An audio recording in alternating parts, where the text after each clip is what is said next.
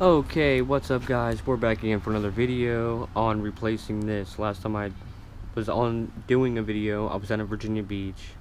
I went down to Myrtle Beach and now I'm back to fix this. So originally I was just going to replace the ignition coil because the actual ignition boot fell off of it, so I had the wire actually just pressed on to the spark plug. I literally just pressed the wire over the threads. So I was going to change it. I was in the making of making the video for replacing the ignition coil, and I actually snapped the connector. So we got one with the connector now, one just a wire, and the rest of the other connector. So obviously we'll have to fix that. I had to run over to Walmart and get some heat shrink wrap and some female connectors to replace the connector. You basically just strip the wire down, shove it in the hole, and crimp it. So we'll do that.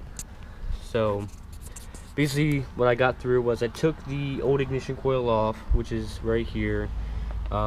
It's just a 10mm bolt. I had to use a wrench, 10mm wrench, to actually run through, get it in back behind here and loosen the bolt because there's a nut in the back and a bolt through it. So I had to use that because the socket I have is tapered, so it goes from skinny to big, and the big side kept jumping against the ignition coil, so it didn't work. But in the process of doing this, I'm also replacing the plug as well, which is an NGK CR7 HSA plug, which is right here. Got the brand new, the new guys. I really wouldn't have to replace it, but I'm just doing it anyway since I'm already replacing the ignition coil. Got the new one right here. Piece of brass out of here. So, and obviously on the back you can see the color coding. One's green, one's black. The black will link up to the black and yellow, and the green will match up to the green. So let's go ahead and get into this. Replace this ignition coil wire. So obviously if you need some extra slack, you can cut the zip ties to it. I'm just going to try to do it right here.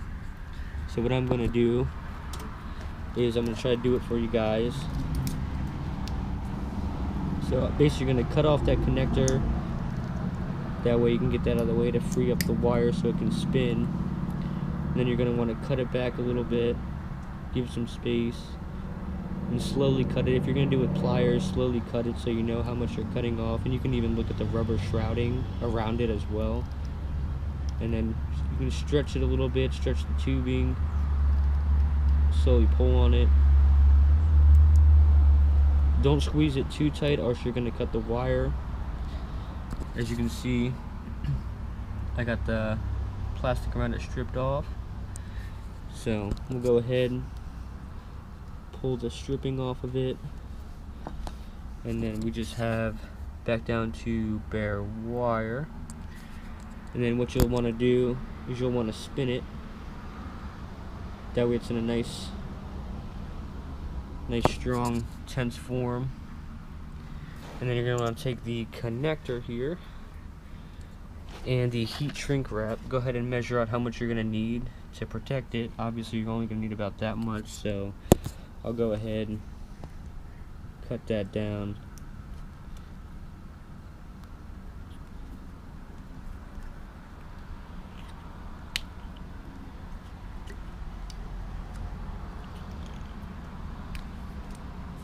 And then what you're going to want to do is you're going to want to run the heat shrink over the wire first.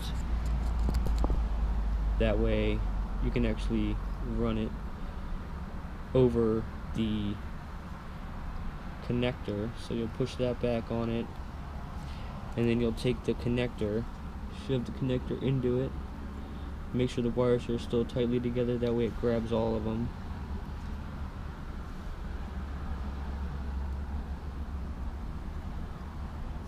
And then you're going to take some pliers, grab it in the middle,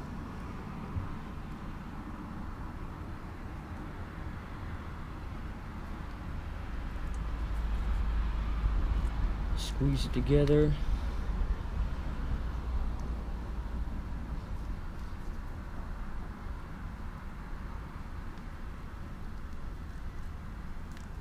Make sure it locks in place. And then you can even take the heat shrink tubing, run it over it while it's there. Go ahead and give it one more for good luck. That way it compresses. And as you can see, I ran the heat shrink over the tubing, that way it's safe. And then you're going to need to take a lighter now, warm it up. A lighter or any kind of tubing will work. And as you can see, it actually will start shrinking. You can start pressing it together. Be careful, it is hot though. And you can see it's actually suctioning to it, so keep heating it up. You don't want to hold it in one spot for too long, because then it will burn it up. So do it like that, but give it some quick run around so that way you can make sure it's all tight on there. And then you let that cool, and that thing will be super hard, especially up here at the base. You want to make sure that's sealed so water can't seep in, and since it's around this end of the connector, it'll help too. So now that we got that in, we'll go ahead, take the new ignition coil, start dropping that in place. I'm going to be putting it on up here so you guys can see it, but I'm going to hurry up and put this on and get the bolt running through it.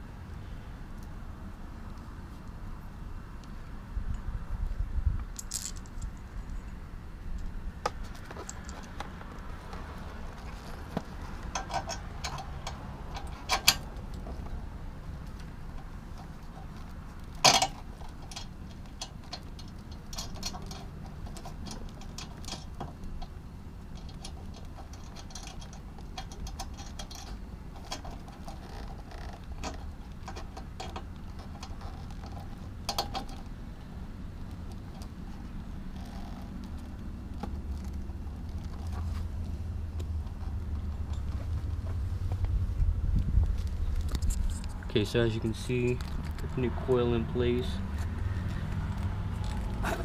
It's all good. It's on there. I'm going to tighten it up, and then we will start with the spark plug and all that as well.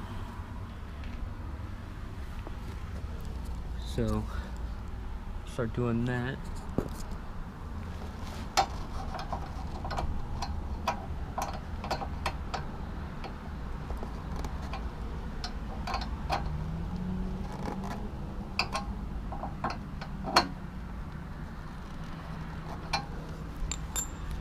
Okay, so that didn't take very much. Got it all tightened up, put on, got the new ignition coil sitting up there. So next you're gonna have to take the black wire, connect it in here.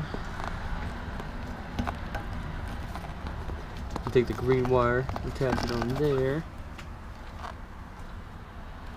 and then you're gonna take it and run all these and zip tie it to here, here, and then actually run the coil back into the plug.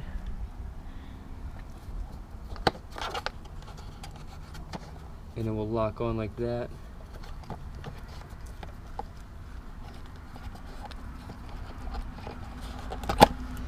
And you can just pull it back off.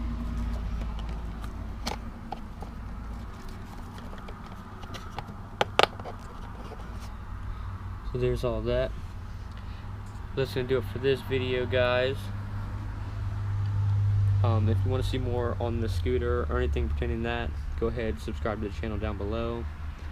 I'm going to be dropping a new video on putting the spark plug in and finish wrapping all this stuff up. If you like it, go ahead and leave a like. Besides that, that's going to be it for today, guys.